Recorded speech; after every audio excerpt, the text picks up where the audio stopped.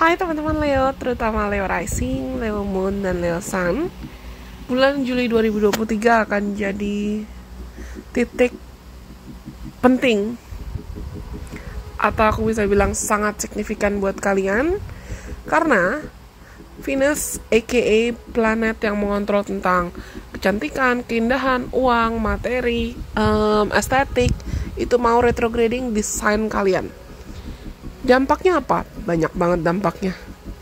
Tapi bukan cuma Venus yang akan retrograding. Ada beberapa planet lain yang sudah retrograding duluan. Misalnya Saturn, Pluto, dan Neptune yang sebentar lagi akan retrograding. Lalu disusul dengan Venus. Dan otomatis semua synchronicity atau sinkronisasi, aku bisa bilang kinerja semesta ini akan berdampak sangat signifikan buat kalian.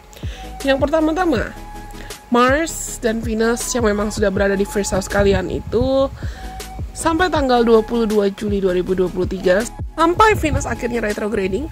Gunakan waktu yang ada untuk kamu, mungkin kalau di antara kalian yang tertarik untuk merubah penampilan, atau kamu melakukan suatu hal yang bombastis, atau suatu hal yang huge, besar, terkait identitas dirimu, atau kamu ingin berkenalan dengan dirimu lagi, atau mencoba ganti style berpakaian, atau kamu ingin menggali lebih dalam lagi tentang who am I? And why am I being born? Aku kenapa lahir dan berinkarnasi lagi sih sekarang? Apa alasan aku dilahirkan? Apa yang aku mau?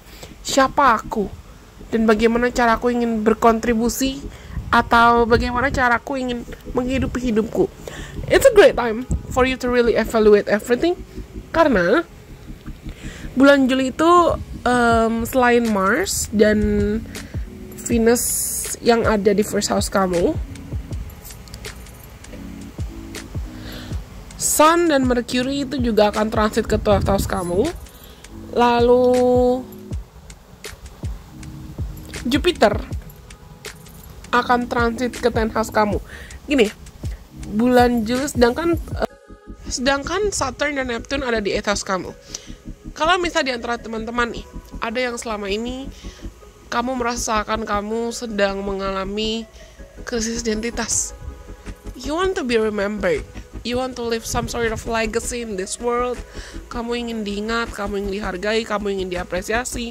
Tapi banyak di antara kalian yang mungkin suka kadang-kadang ngerasa seakan krisis identitas, atau kamu ngerasa insecure, kamu ngerasa nggak pantas, kamu ngerasa nggak berharga, atau kamu ngerasa kurang berbakat, atau kamu ngerasa kurang cantik, kurang cakep, kurang lalala. Gunakan transit yang ada ini untuk kamu betul-betul, aku bisa bilang, berdamai dengan dirimu sendiri. Berdamai dengan diri sendiri di sini maksudnya karena Neptune dan Saturn itu transit di 11th house kamu. Transit ini akan sangat membantu kalau misalnya kamu pengen korek dulu, atau gali sedalam mungkin yang kamu bisa.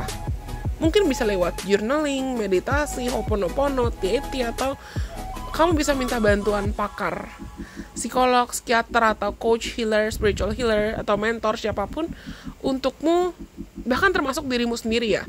Karena ketika misalnya ada planet, aku bisa bilang misalnya Saturn kan lagi retrograding. Saturn itu menurutku planet yang cukup penting, karena Saturn itu sifatnya mendisiplinkan. Tapi ketika ada transit di 8th house kita, transit di 8th house itu bisa kita gunakan untuk mendisiplinkan diri dalam konteks learn to know, are there any kind of limiting beliefs, limitations, personal fears, atau old wounds yang perlu kita sembuhin, atau mungkin ada kodependensi atau ada ketergantungan yang perlu kita sembuhin.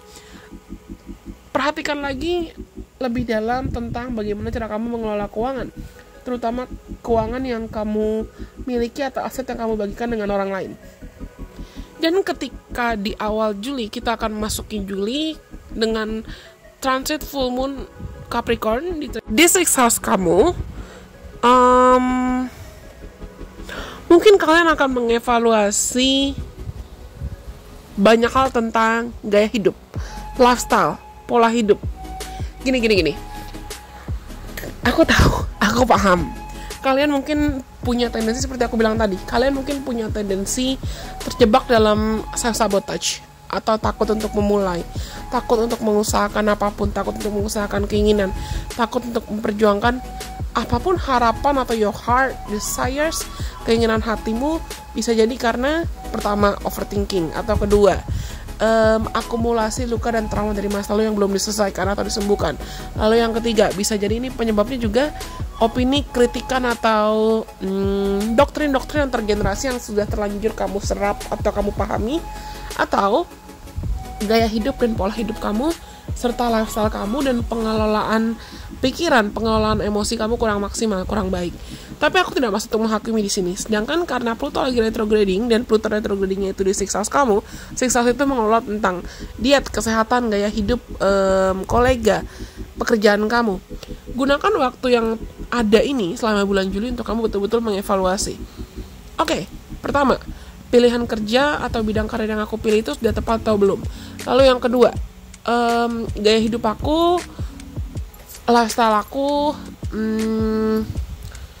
pola pikir aku, mindset aku, jam kerjaku, jam tidurku, atau apa yang aku makan, apa yang aku konsumsi, itu mereka sudah supportive atau mendukung aku untuk jangka panjang kesuksesan dan kebahagiaan aku atau belum. Dan kalau memang ada yang imbalance nih, ada yang tidak seimbang antara lifestyle kamu atau gaya hidup kamu, pola-pola hidup kamu dengan bagaimana cara kamu menjalani hidup. Bisa jadi kayak aku bilang tadi, bisa banget loh kita sadar atau nggak sadar terjebak dalam pola yang toksik, sebetulnya memang karena ada residu atau emosi dan trauma yang belum kita sembuhkan. Karena Saturn dan Neptune itu lagi retrograding di 8th house kalian, it is time for you to face your fears. Ini waktu yang tepat untukmu menghadapi ketakutan kamu. Lepaskan apapun yang perlu kamu lepaskan. Anggaplah kamu mau masuk fase metamorfosa, fase transformasi. Dari ulat berubah jadi kupu-kupu. Masuk dulu ke kepompongmu. Dan ketika Mars akhirnya pindah transit ke second house kalian di tanggal 11, Mars masuk ke Virgo, kalian akan lebih tertarik akhirnya untuk mengevaluasi, oke, apakah ada talenta atau bakat lama yang mungkin bisa aku monetize atau bisa aku kembangkan lagi untukku nanti menarik lebih banyak rezeki atau menarik lebih banyak uang atau meningkatkan rasa percaya diriku juga. Dan ketika Mercury dan Moon mulai transit ke 12 house kalian di pertengahan Juli 2023, anggaplah ini betul-betul kesempatan untuk kamu mengevaluasi diri, mengevaluasi penampilan eksternal, dan mengevaluasi kualitas dirimu dari dalam. Refleksikan diri.